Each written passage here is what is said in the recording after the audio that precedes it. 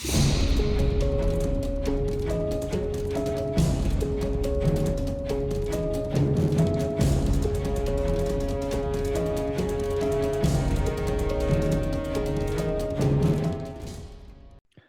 to another episode of Blue is the New White.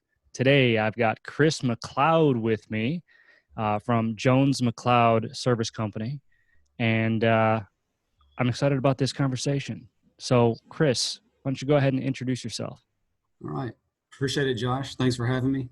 I like what you're doing, and I'm really excited where this thing could go. I'm Chris McLeod, and I'm third generation owner of Jones-McLeod.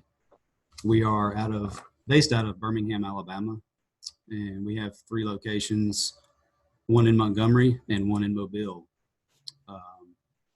I'm born and raised in Birmingham and have a beautiful wife, my better half, Joanna, and we have 2 young boys, 8 and 5, Caden and Coker, and they keep us very busy.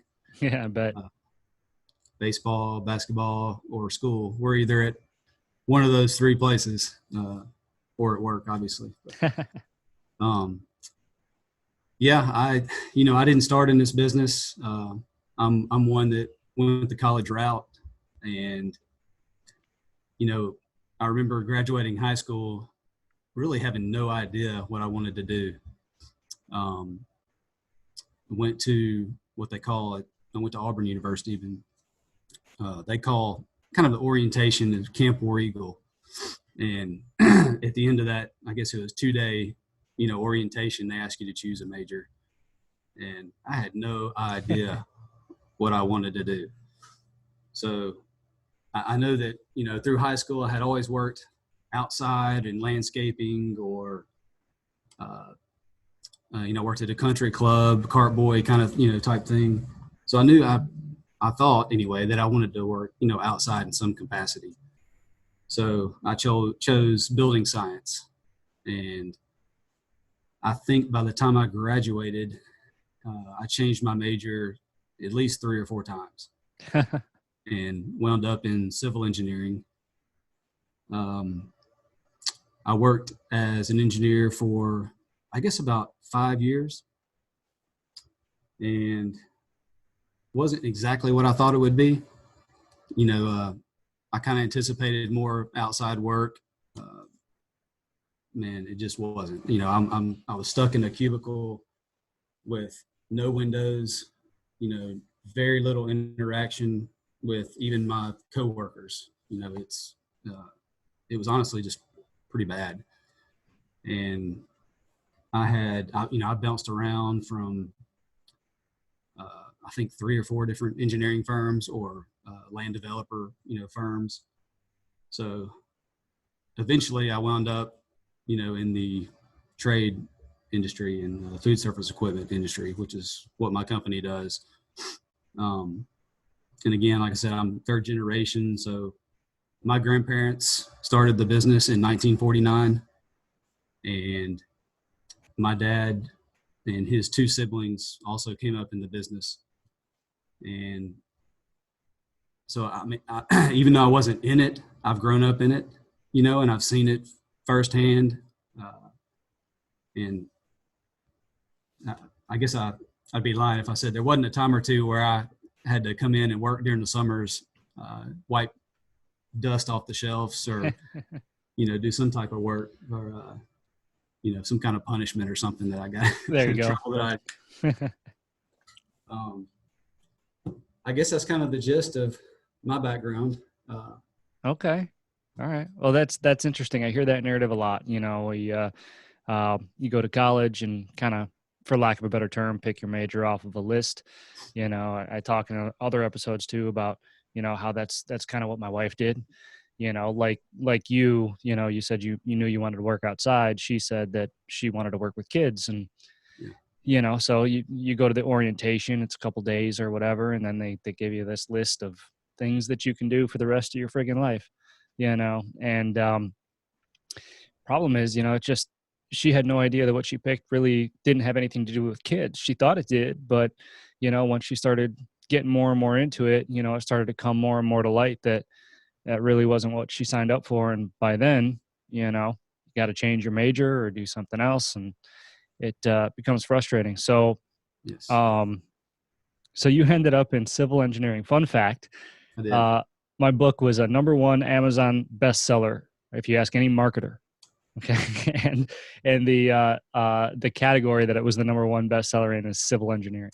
Really Yeah, interesting. yeah, it's you know, when you write a book and you put it on Amazon, you got countless categories, and you're always trying to hit that #1 bestseller list. So, you know, for everybody listening out there, that doesn't mean that I was on the New York Times bestseller list or anything like that. I was #1 in civil engineering for like 3 days. So, you know, but That means, that means there's a lot of engineers looking for other work. yeah, apparently that's funny. So, I'm curious, what other majors did you go through while you were in college? So from building science, I believe my next major was horticulture, and spent a couple of quarters in that. And, of course, your first couple of years of college are mostly basic classes that really can go toward, most majors. So I did horticulture for a couple of quarters and then forestry. Funny thing about forestry was I had worked as a land, or I guess part time as a surveyor, land surveyor, while I was, in college. And I remember, which that's tough work, by the way. Uh, I remember cutting a boundary line through, a pine forest with, you know, underbrush and vines and everything. And we set up our tripod, in one of the corners. And I started cutting line with my boss, down with a machete. And we got probably 200 yards down this line. And I had, kind of turned around to clear up some, some of the things I'd left so we could get a good clean shot down to the next property line. And so I'm backing up, and my boss is, 10 feet from me the other way coming toward me. And he's like, stop. So I kind of know what it is, but I hadn't, so really didn't register. So of course I froze and, just kind of did this number and turned around, and there's a rattlesnake like curled up, like this in a ball with his head, looking right at me. One more step would have been right on, this rattlesnake that, was just huge. Oh man. So that, I put an end to my forestry career.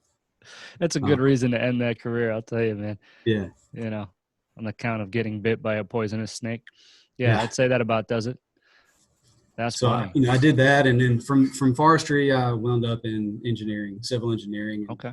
And I guess my reasoning was, it was pretty, one of the more broad, engineering majors. So, I could have taken several different paths. Okay. So, I enjoyed some of it, but it just wasn't really what I, like you said, wasn't what I expected. Right. Wasn't what I thought it was going to be. And so I approached my dad. Let's see, I've been in this business, I think, in 14th year. So I approached him, back in like 2005, and he needed some help in the business, and I was looking to make a change. So I said, well, let me come give it a try. And so I started, I think October 2005 in the parts department, and never left. uh, really just fell in love with the industry and the people, and we have the best employees, and it's not just us, but I talked to guys like you and other people in the industry, and it's amazing how everybody has employees that are 30, 40 years into the company. They just invest their life, and it's just like a big, like a family. It's just it's a great industry to be in my opinion. Yeah, absolutely. Like Rich says, it's the biggest little industry. Yeah. And that's a great way to put it, because you're right. I mean, it's the camaraderie and the personability in this industry, not only in your own company but outside companies as well. Most of the time, anyway. Yeah.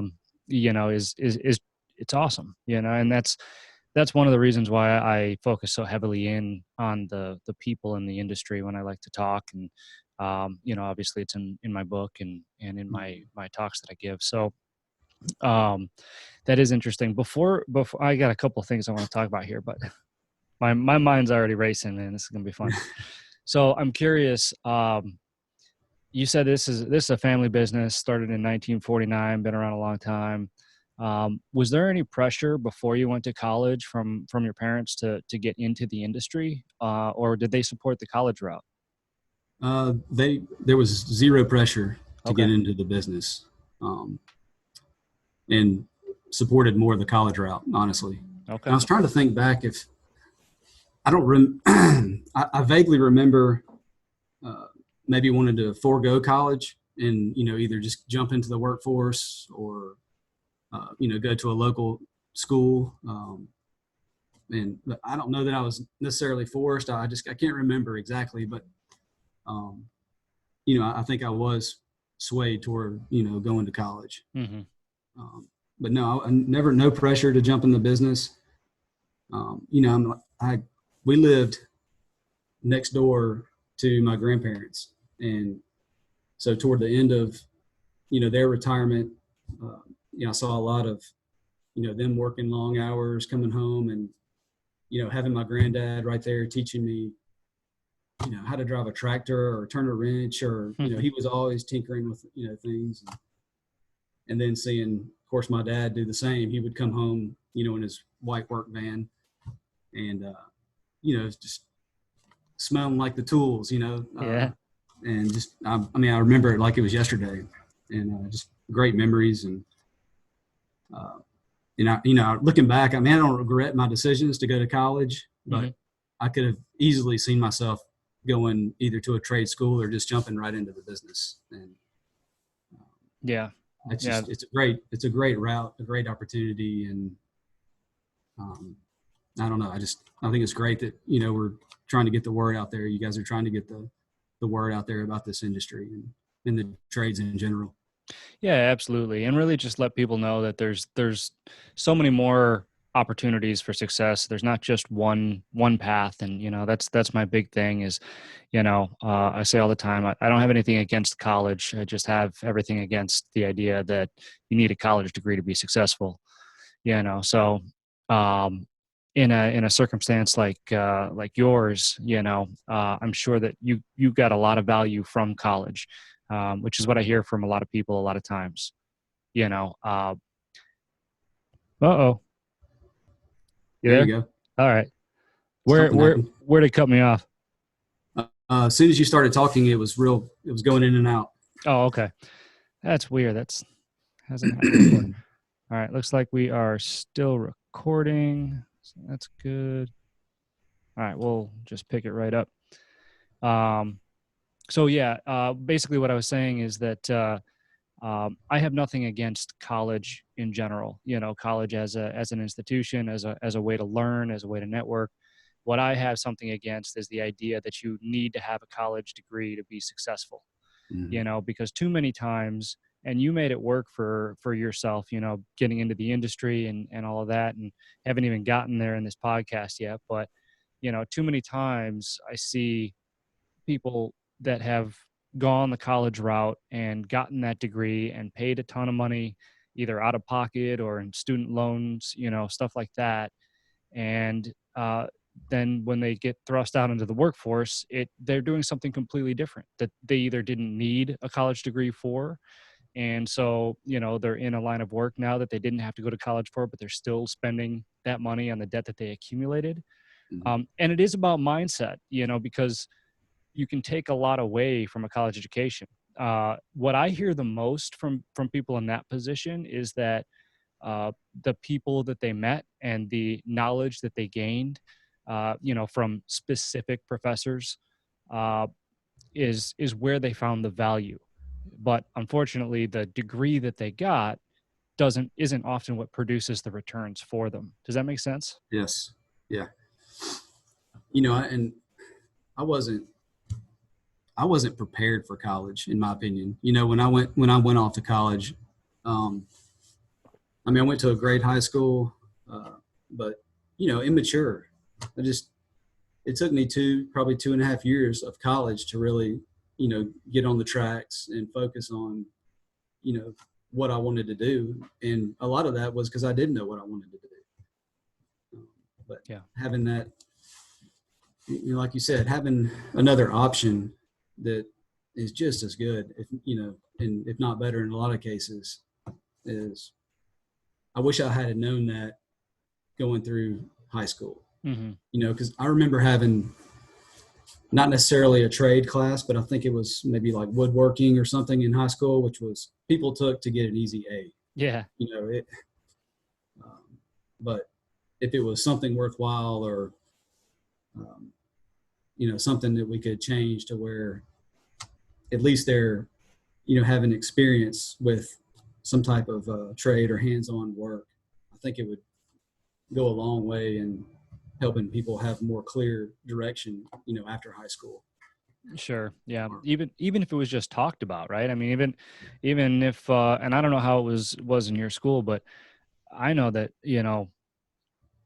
trades weren't even really on the table. I mean, it was it was always what you could get from that college degree. Either that or you're going to be bagging groceries, for the rest of your life. And that's the narrative that I heard. There was no in between. Nobody told me how much I can make as a plumber or a HVAC technician or, a food service technician. I didn't even know that existed till I was 22, 21, you know, and which is just amazing because the opportunities in this industry, like we were talking about earlier, is just, I mean, they're astronomical. You're a perfect example too. Now, let me ask you this: have you been in the field, or did you start in the parts department and then work your way kind of through operations?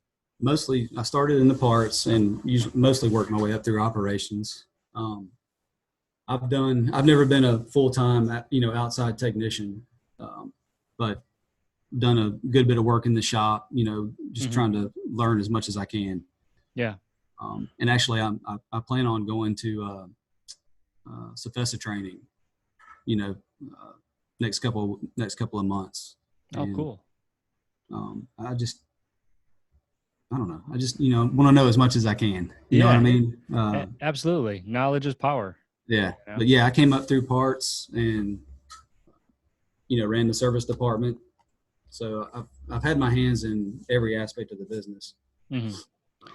Yeah, and that's a great example because a lot of times those people who do know about the trades, either in high school or shortly after, uh, they have this perception that it is all grunt work, right? That it is all turning wrenches, swinging hammers. It's like the behind the scenes stuff doesn't even exist to them Right. because they just don't know what all goes into it. You think of a tradesman, you think of, you know, uh, that that plumber, turning the wrench with the Yeah. crack and everything, and Yep.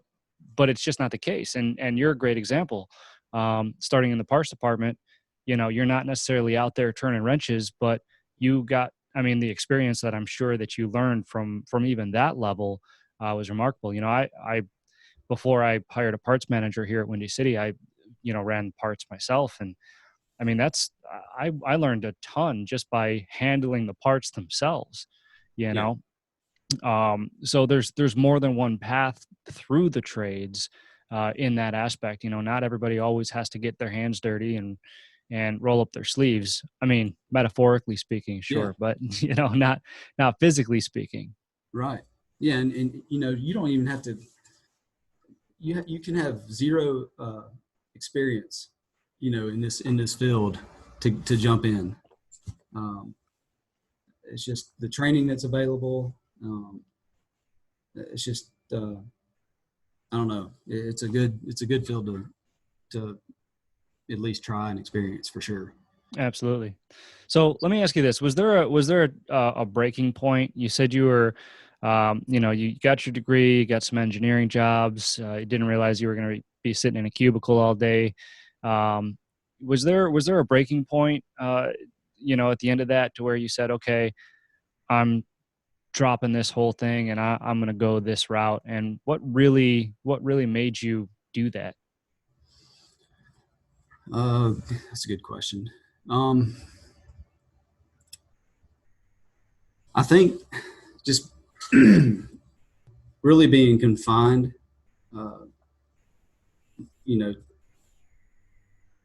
like I said, in a cubicle or, in an office doing, for example, this is pretty much what did it. But at the time, McDonald's was rerouting or reworking all their drive-throughs to a single drive-through line to a dual drive-through line. So, I'm sitting there in my cubicle, and every McDonald's is pretty much identical or close to it.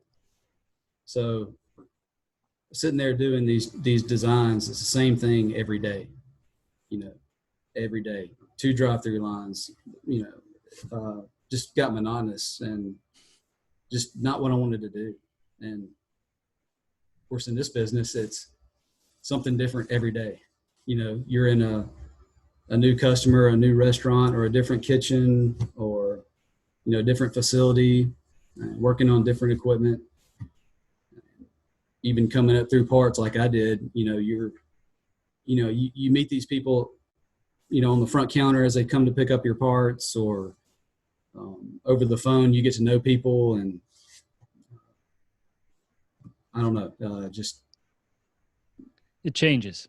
just change. Yeah. It changes, and it's constantly changing too, which is one of the reasons why I fell in love with the business, because I couldn't, even when I was in California doing the stunt thing, Mm-hmm. when I first started, I had to have side jobs and stuff like that when I was first starting in that industry, and one of them was a cubicle style job, and my gosh, there's you can only gnaw on so many pencils, you know what I'm saying?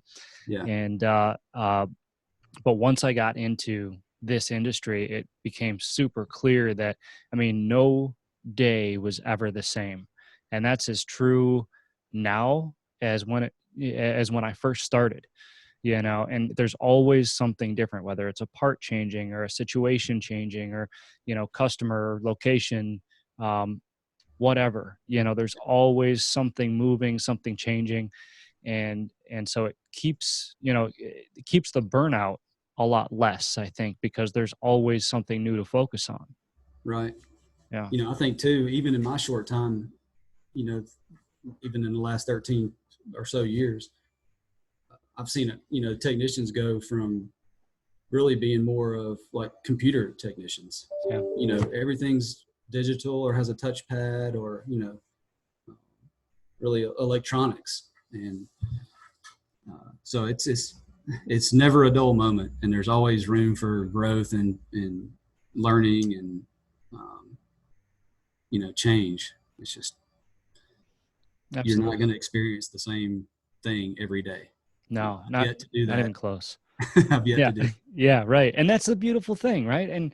And this is what nobody knows, Yeah. and nobody knows about this until they're in it, until they do it. And I think that is the problem. It's one of the problems, because if more people knew that that was the case and how rewarding it could be and how it's always kept so interesting, then maybe they'd be interested in it.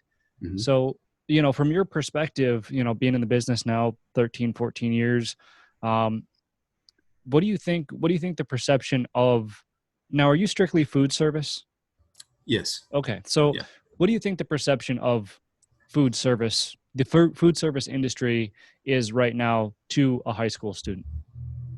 Um, I think the majority of the high school students wouldn't even know if you told them, you have a food service equipment or you're a food service equipment technician. I don't know that you might get 1 out of 10 that knows what that is. Right. Um, so, we had, for example, we were working in a fast food restaurant 4 or 5 years ago, and one of the employees there in the back kitchen was, really interested in what our technician was doing, kind of looking over his shoulder, and a young, real young guy. And he was asking questions, and, the technician was obviously kind of showing him what was going on. And he was like, I had no idea this existed. I didn't know, he had never seen anything, like it. And he said, are y'all hiring? And, technician said, always, looking for good people. And so, long story short, he's now one of our technicians, and 4 years later, he's gone from, knowing nothing about the industry that it even existed to being, just a great technician. I mean, great person. He's still young. He's making good money, and he's, I don't know, so much further along than I was at his age. You know what I mean? Yeah. And Yeah. Well, he went from working at a fast food restaurant to being a service technician. right. So that's really cool. So let's talk about that for a second. What when you bring in somebody like that, that is completely raw, doesn't know anything. Did he end up going to school, the trade school, or did he apprentice with you guys and just come up the ranks that way? Both. Yeah. He actually just went to trade school within the past year for refrigeration, but no, he came up through our program, just wrote with senior techs, and of course we send him to training and Cephesa training and on-site training with manufacturers, and just kind of brought him up through the ranks. And then, like I said, just within the last year, he went through trade school for refrigeration and graduated, and it's just turned into a really good technician. And from Awesome. knowing nothing. Yeah, and that's great. And Training existed. he's advancing his skill set, it sounds like, through the years. And so to put it into perspective to anybody who might listen to this that's thinking about a career in this industry, what did that look like when he got hired on? Was it immediately like, okay, you're hired, you're going to shadow this guy for 6 months or a year or whatever it is, work side by side with him, and do as he does, basically? Or do you have some other type of training program that you put him through? No, we typically, and what we did with this gentleman was we sent him through with our senior technicians, and he would spend anywhere from 6 months, to a year, full, every day with the senior techs. And eventually, after a couple of months, he's doing the work with the senior technician, overlooking, and kind of pointing him in the direction he needs to go, building his confidence. And then typically, once you reach a year, we can at least send him out on, some of your more common or basic, repairs, Sure. equipment, and just builds his confidence. And within a couple of years, he can fix anything that we send him on. So that that's typically how we do it. We do a lot of it in house, and Mm-hmm. with some of the outside organizations, their training facilities and whatnot. But I Yeah. don't know. We have several examples of that, and just I couldn't be more pleased with them and having them, on our team and in the industry in general. Yeah. No, and that's awesome. We typically do it and have done it the same way. And I think the most important thing to note here is, the education that he was getting, he was not only getting that education, but getting paid for it. Mm-hmm. Right. And of course it's going to be minimal when you're learning, but that's not the point, because any alternative form of education you are paying for instead of getting paid for.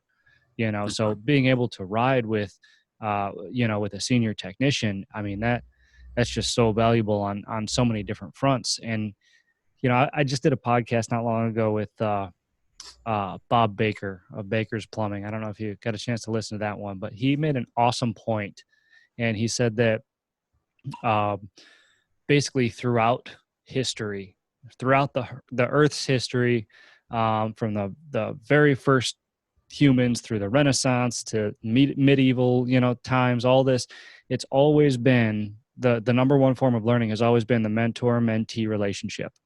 Yeah. And it wasn't until the latter years of our history where we, developed the institutional learning. And what this industry is a perfect example of one that still adopts that mentor-mentee, relationship, that I think is just so wildly valuable, because it's a special set of skills that's being handed down, passed on to somebody who can not only utilize them, but even expand on them, because they're at the beginning of their career. I mean, the value in that is just, it's astronomical. Yeah, it's tremendous. Yeah. Um, yeah, I don't know. Seems like you listen to other people, and industry wide, there's just a need for young blood, young technicians to come into the industry because the workforce is aging, not only in our industry but in every industry. And I'm like that too. I'm much better learning hands on if I'm there than book learning or listen to somebody speak and tell me what I'm supposed to do. If I jump in and I'm in it, then I'm going to learn it much better than the other the other route. Yeah. Um, so Yeah. Same here. You know, So let me ask you this: how do we, in your opinion, and I don't know if you guys have done anything on this front or not, and but how do we get the word out? How do we get kids to not only um, have a better perception of the trades themselves, but actually let them know that an industry like ours even exists? I think getting the front line, which is for us, for example, would be our technicians, or to getting them out in front, in videos or YouTube videos, or and just getting them to tell their story Hmm. about where they came from, how they got here. Um, and there's pros and cons to everything. Just tell their story.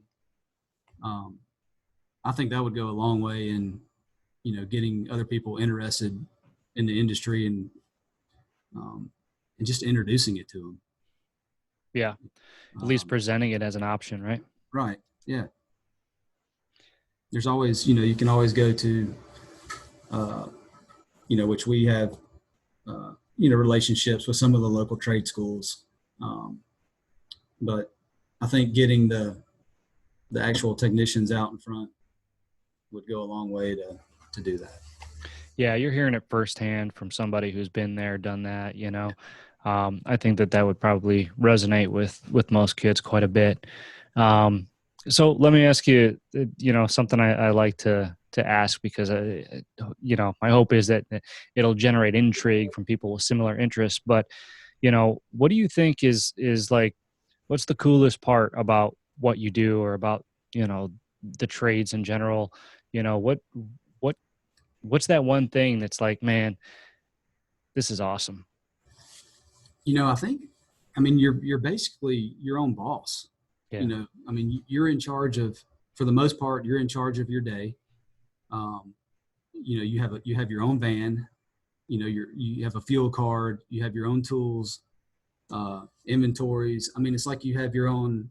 Your van is your office, and you're basically in charge of that van, that day, your jobs. You're interacting with the customer face to face, one on one, and you know uh, you can help to make that go positive. Um, and reflect the positives of your company and your fellow employees. I mean, there's a lot of responsibility in that, and but if you take initiative and really put the work in, then I think it really pays off Yeah, in the long run. it absolutely does. And actually, that's a really good answer. Yeah, I've asked that question a lot, and you're the first one that's given me that answer.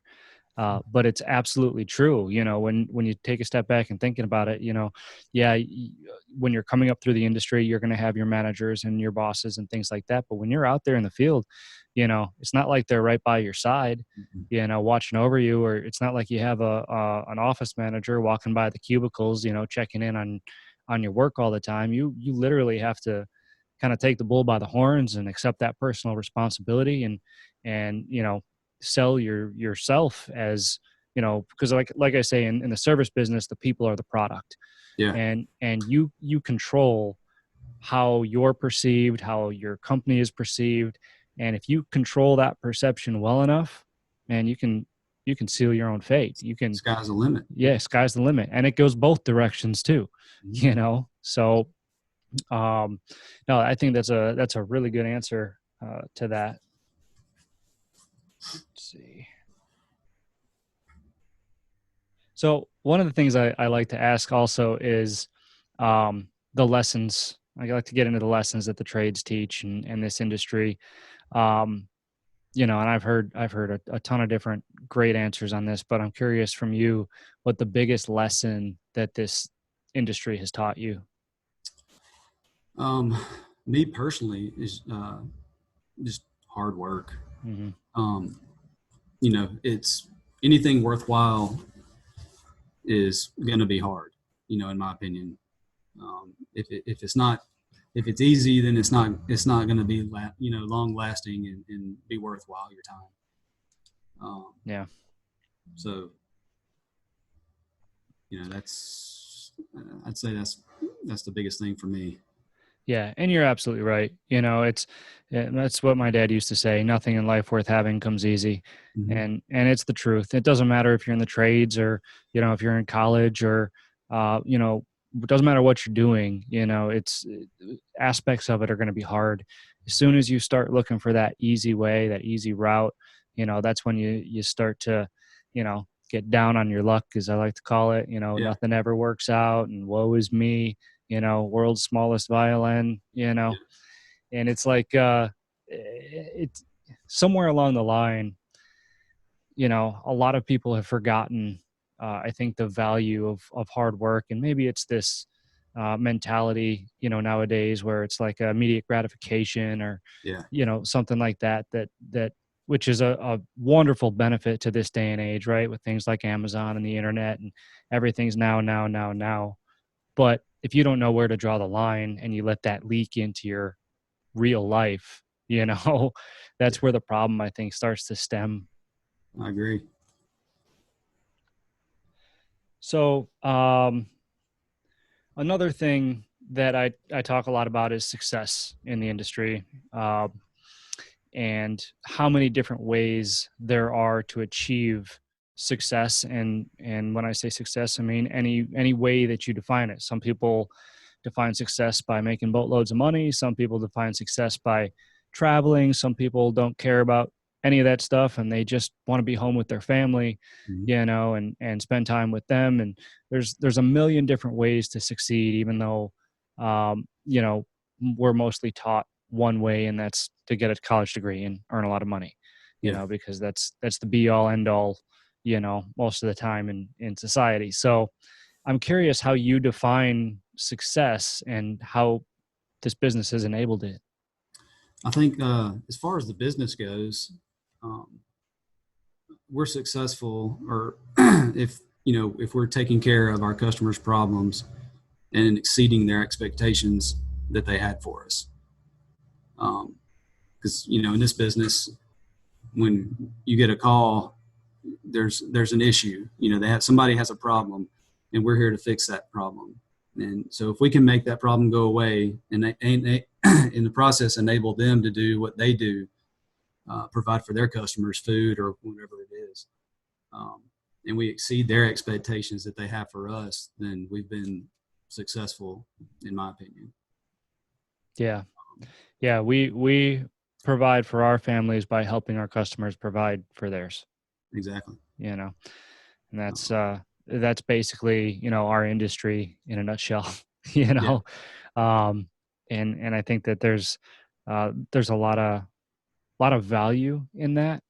And that's a great way to define success, because you can take that, and as long as you can accomplish that and you can do that, it can give you whatever you want. I mean, and whether that be monetary or non-monetary, or you know Yeah. there's so many different things that it can enable from that standpoint.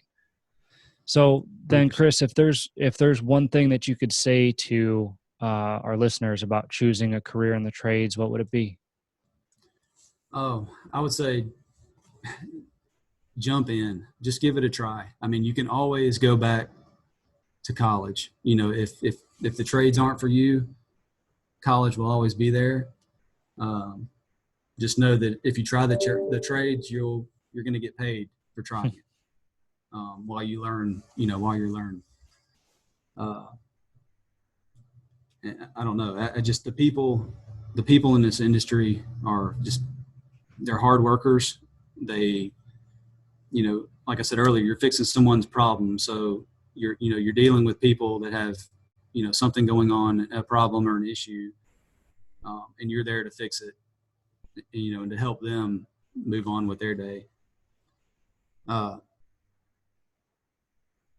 I don't know, man. Just jump in, give it a try. I mean, there's so many opportunities out there, in every aspect of the business. And, looking back, you know, I would probably jump in myself, without going to college. Nothing against college, obviously, but Right. it's the opportunities are endless. I mean, Yeah. And you can go home with a feeling of accomplishment, after, seeing that, hey, this piece of equipment wasn't working when I got there. It's working now. My job is done. The customer's happy. Uh, it's just a real feeling of accomplishment. Yeah. At the end of the day. And that's important. That's if you can feel accomplished every day, that means that you're probably doing more than you did the day before, or something different, or something better, or something else. And I mean, that's life, right? Yeah. And Happiness. that's exactly. Yeah. Exactly. If you can feel accomplished every single day, that's 99% of happiness right there. Absolutely. And it leads to a very, very fulfilling life. And all too often, you know, you just have to be sure, I think, and you have to know your options, because like you said, you have no regrets with your college education, but you had this trade. But what if this wasn't here? Right. And we're talking about kids that have no idea that this industry exists. So what happens to those kids that went the exact same route as you, but didn't fall into this industry? Who knows how long it would be before they found something that they enjoyed or that they were successful at. These are the stories that we hear, of people with these mountains of debt, and getting themselves into real trouble and stuck in monotonous jobs that they hate. So it's like you said, man, try it, jump in. You got nothing to lose. Nothing to lose. Nothing at all. Yeah, man. Do it. Cool. Yeah, that's right. Cool, man. Well, I'll on that note, I'll wrap this thing up. But why don't you tell people where they can find you, and anything else you wanna add? All right. Well, first of all, appreciate you having me on, Josh. Enjoyed it, and just love what you're doing. You can reach me personally on Instagram, LinkedIn, or Facebook at Chris N. McLeod, and it's McLeod. You can reach my business, Jones-McLeod Inc., on the same platforms, Instagram, Facebook, and LinkedIn. Our website's jones-mcleod.com, and check us out. And man, again, just appreciate you having me on. Yeah, of course, man. Anytime. Thank you very much for sharing your story, and for helping get the word out there. Awesome. All right. Thanks, Chris. Thanks, buddy.